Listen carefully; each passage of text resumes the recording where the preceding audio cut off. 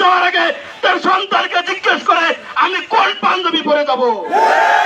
উপস্থিতি সাদুল্লাপুর বাসীকে আমি বলতে চাই, বাংলার জামাত ইসলামের নামে যারা মিথ্যা প্রবাহিত চালাইতেছে তাদের বিরুদ্ধে আপনারা সচেষ্ট হন।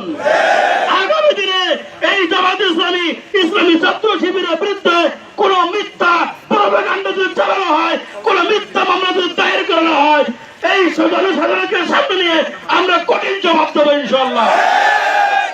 সবাইকে উদ্যপ্ত আহ্বান জানিয়ে এই হত্যাকাণ্ডে যা প্রকৃত আসামি তাদেরকে খুঁজে বের করে নিরাপরাধ জামাত ইসলামীর যারা নেতৃবৃন্দ আছে তাদেরকে এই মামলা থেকে অব্যাহতি দিয়ে যার দৃষ্টান্ত হচ্ছে জামাত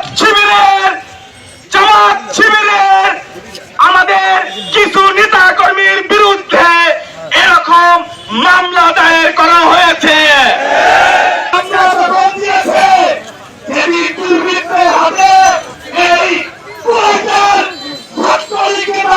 হত্যাকাণ্ড সংঘটিত হয়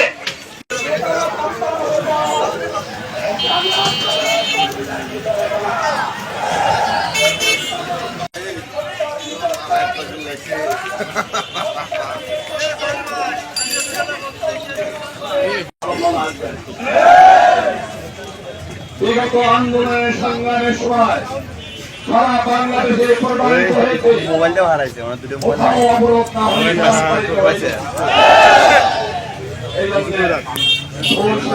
যাবেন না দোকানে করতে দিয়ে সময় লাগবে না আপনাদের অবস্থান থেকে সরিয়ে দিতে।